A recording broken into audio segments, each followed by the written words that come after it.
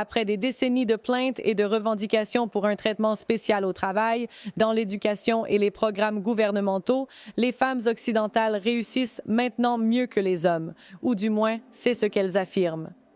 Et je sais que beaucoup d'entre vous vont pousser un grand soupir de soulagement en apprenant que les femmes occidentales modernes, le groupe démographique le plus choyé de toute l'histoire de l'humanité, dépassent enfin les hommes qui leur ont construit une civilisation. Aujourd'hui, les femmes célibataires aux États-Unis possèdent 11 millions de logements contre 8,4 millions pour les hommes, soit un écart de 31 47,4 millions d'Américaines de plus de 24 ans ont une licence ou plus, contre 41,5 millions d'hommes. Cela représente une différence de 14 Et si l'on isole la tranche d'âge de 24 à 35 ans, l'écart se creuse, 12 millions de femmes diplômées contre 9,5 millions d'hommes, soit une différence de 26 Donc tout va bien, non? L'égalité est atteinte. Est-ce que les femmes vont arrêter de se plaindre? Les féministes du monde entier peuvent enfin se taire et concentrer leur énergie sur les piercings au nez, tuer des bébés, abîmer leur peau avec des tatouages laids et se comporter comme des prostituées.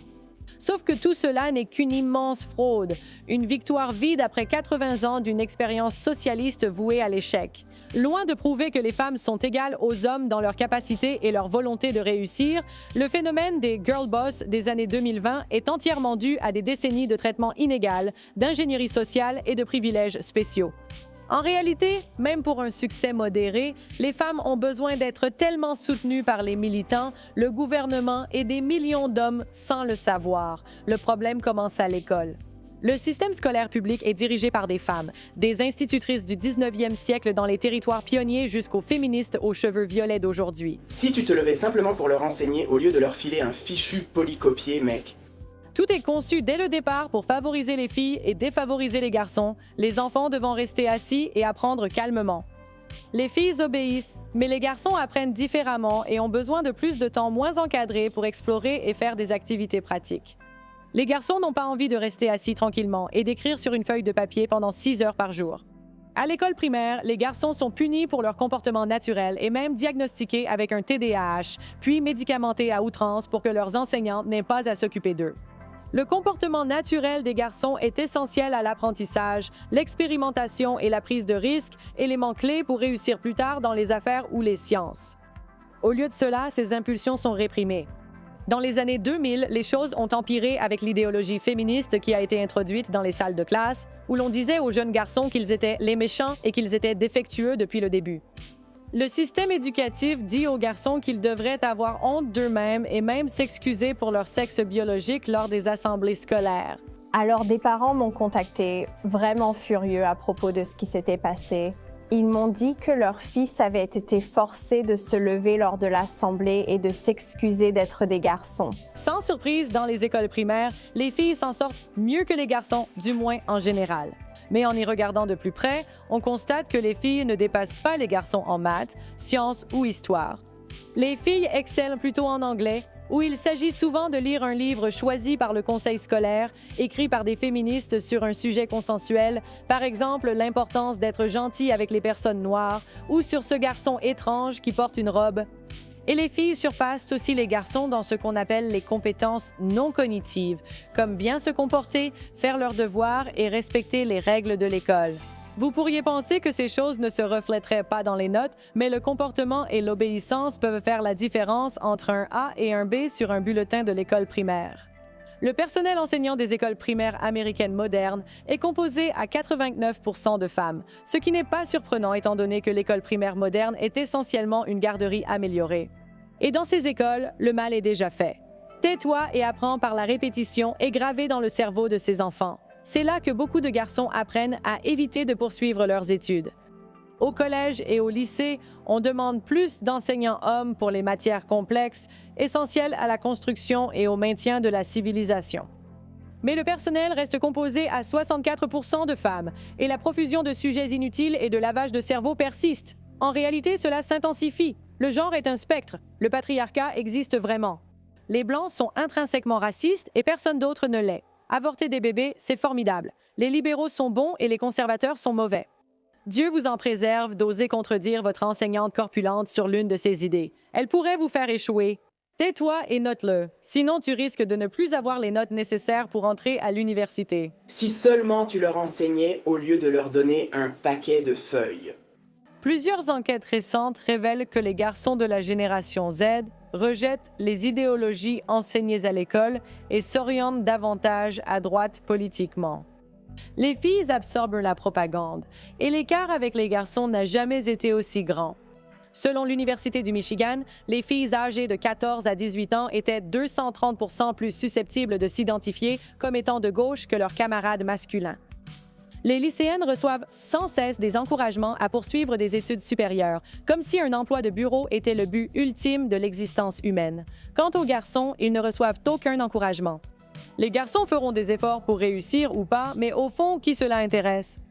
Peu importe le fait que les services d'admission des universités ont tout intérêt à atteindre un quota d'étudiantes pour lequel elles pratiquent une discrimination flagrante et sans conséquence, même si cela est techniquement illégal au regard du Title IX. Les universités proposent aussi aux jeunes femmes des formations, programmes et bourses inaccessibles aux jeunes hommes. Et c'est ainsi qu'en 2026, les femmes américaines détiennent 60% des licences, 63% des masters et 57% des doctorats. Mais attendez, comme toujours, il y a un piège. De plus en plus de jeunes hommes en âge universitaire voient les universités comme une arnaque. Depuis 40 ans, l'augmentation du nombre d'étudiants à l'université cherchant un emploi de bureau prestigieux a progressivement dévalué la plupart des diplômes sur le marché du travail. Et les universités, avec des budgets toujours plus gonflés et gaspilleurs, sont désespérées de maintenir cette bulle en croissance aussi longtemps que possible. Selon des enquêtes, les jeunes hommes qui rejettent l'université invoquent surtout le rejet du système éducatif ou la faible rentabilité d'un diplôme. Les hommes hésitent davantage à accumuler entre 40 000 et 200 000 $ de dettes étudiantes pour, souvent, peu de retour sur investissement sur le marché du travail. Pendant ce temps, les emplois manuels, moins prestigieux pour les femmes, sont souvent en sous-effectif et offrent des salaires plus élevés. La technologie a changé la donne. Les informations complexes ne sont plus bloquées derrière un accès payant à des ressources universitaires ou conservées dans une bibliothèque universitaire. Un univers de connaissances est à la portée de tous grâce au smartphone, et même la recherche de ces informations peut désormais être effectuée par l'IA. Le niveau de détail et de complexité d'un cours typique de premier cycle est assez limité en comparaison. Sauf études très techniques, comme les sciences dures, un diplôme moyen n'apporte guère plus que d'être en concurrence avec une centaine d'autres candidats pour un poste débutant. Les femmes, cependant, continuent de rechercher le prestige social et la stabilité apparente qu'un diplôme universitaire semble leur offrir. Leurs professeurs de lycée, grosses, cheveux violets, entourés de chats, leur ont dit que c'était important. Un diplôme et un poste de secrétaire au titre ronflant dans l'Amérique des grandes entreprises étaient censés les épanouir spirituellement et philosophiquement. Les femmes obtiennent de plus en plus de diplômes. La comparaison avec les hommes s'effondre quand on regarde les matières vers lesquelles ces femmes se ruent réellement. Dire que la plupart des femmes obtiennent leur diplôme dans des filières bidons est un euphémisme. 75% de tous les étudiants en anglais sont des femmes. Il en va de même pour 70% de tous les étudiants en humanités et en cursus généraliste. 90% des diplômes en études de genre sont également obtenus par des femmes, tout comme 75% des diplômes en études raciales et 83% des diplômes en études queer ou LGBTQ. Les femmes dépassent les hommes et obtiennent des diplômes inutiles. Sans surprise, 80% des étudiants en sciences de l'éducation sont des femmes, car il faut bien poursuivre l'endoctrinement. Le commerce et le droit, très prestigieux et lucratifs, ont été complètement empoisonnés par les initiatives de diversité, d'équité et d'inclusion. Le droit compte désormais 55% de femmes et le commerce autant d'hommes que de femmes. Cependant, la finance, secteur à haute pression et risque nécessitant de solides compétences en mathématiques et analyse, ne compte que 20% de femmes. Pendant ce temps, les écoles de commerce modernes ont produit Alissa Heinerscheid, la vice-présidente du marketing, qui a pensé qu'il serait judicieux de choisir Dylan Mulvaney pour représenter Bud Light. Enfin, la participation des femmes dans les sciences dures est incroyablement déséquilibrée. Même après des décennies de plaidoyer et de véritables pots de vin sous forme de bourses pour pousser les femmes vers les filières STEM, la plupart des femmes étant plus orientées vers les personnes que vers les choses, ne sont tout simplement pas aussi enclines à s'intéresser aux sciences dures. Il faut les obliger, loin d'être un club réservé aux garçons, Les facultés de sciences modernes se plient en 4 pour accueillir autant de femmes que possible, allant même jusqu'à ignorer des candidats masculins mieux qualifiés. Les administrateurs s'intéressent tout simplement plus à l'image positive que donne la présence de plus de femmes qu'à une véritable méritocratie. Parfois, leur emploi dépend d'atteindre un quota. En biologie, cette démarche a réussi. 70% des diplômés sont désormais des femmes. La majorité possède un diplôme général en biologie, menant vers l'enseignement, la fonction publique, les refuges animaliers et le militantisme environnemental. Exactement le genre de domaine vers lesquels les femmes auraient tendance à se diriger. La part des femmes commence alors à diminuer. Dans les sciences de pointe, il y a 60% de femmes en microbiologie, 55% en biochimie et 30% en modélisation évolutive, qui, comme vous vous en doutez, nécessitent aussi des mathématiques. En mathématiques elles-mêmes, malgré des efforts acharnés qui durent depuis des décennies, seulement 35% des diplômés sont des femmes. La majorité d'entre elles obtiennent également un diplôme en éducation et deviennent professeurs de mathématiques. Et dans les 2 matières qui sont les plus essentielles à la civilisation, l'ingénierie et l'informatique, les femmes représentent respectivement 23% et 20% des étudiants. Et le taux d'abandon chez les femmes est bien plus élevé que chez les hommes. Moins de femmes qui obtiennent ces diplômes travaillent réellement dans ces domaines également. Le fait que les femmes obtiennent plus de licences et de maîtrises en général est une tendance qui remonte aux années 80. Les femmes décrochent plus de doctorats que les hommes depuis le début des années 2000, mais une grande partie de ces diplômes sont dans des disciplines bidons comme la sociologie et les études culturelles. Il n'est donc pas surprenant que ce ne soit que dans les années 2020 que les femmes d'une tranche d'âge particulière dans certaines villes américaines aient enfin commencé à gagner plus que leurs homologues masculins. Mais encore une fois, la situation n'est pas si simple. Une analyse menée en 2022 par Pew Research, basée sur les données du recensement américain de 2015 à 2019, a révélé que les femmes de moins de 30 ans gagnaient plus que leurs homologues masculins dans 22 villes américaines. Des recherches plus récentes, en 2024, ont provisoirement doublé ce chiffre. Les analystes expliquent cet écart par le fait que les femmes ont plus de diplômes et occupent plus de postes de bureau de début de carrière ou se tournent vers l'enseignement et les soins infirmiers. Dans ces villes, les emplois traditionnellement masculins, comme les métiers spécialisés, sont sous-représentés. Et simplement par un hasard des chiffres, il y a légèrement plus de demandes pour des secrétaires au titre ronflant, des enseignantes et des infirmières. L'écart n'est pas créé par une armée de femmes patronnes gravissant les échelons et devenant PDG ou autres. Elles occupent des emplois traditionnellement féminins. Dans les professions de bureau, les femmes occupent surtout des postes administratifs, soit à peu près le mieux qu'un diplôme en sciences humaines ou dans ces pseudo-sciences sociales puisse vraiment vous apporter. Dans plus de 95% des villes américaines où les secteurs d'activité sont mieux répartis, les hommes gagnent toujours plus car ils ont tendance à travailler plus dur. Ils choisissent des secteurs mieux rémunérés, travaillent plus d'heures et privilégient un meilleur salaire à la sécurité de l'emploi. Et cela, malgré de nombreuses campagnes de recrutement et des quotas dans le secteur privé qui donnent la priorité à l'embauche des femmes plutôt que des hommes. Dans les villes où les femmes de moins de 30 ans ont l'avantage, c'est souvent par une légère avance, comme à Washington, D.C., où les femmes gagnent 2% de plus et où les emplois administratifs sont nombreux. À Gainesville, en Floride, les femmes gagnent 10% de plus que les hommes car c'est une ville universitaire. Les femmes sont surreprésentées parmi le personnel de l'Université de Floride, tandis que les hommes à Gainesville occupent des emplois non qualifiés et moins bien payés en dehors du système universitaire. Il y a une absence relative de secteur des entreprises à Gainesville et un besoin proportionnellement moindre d'artisans qualifiés.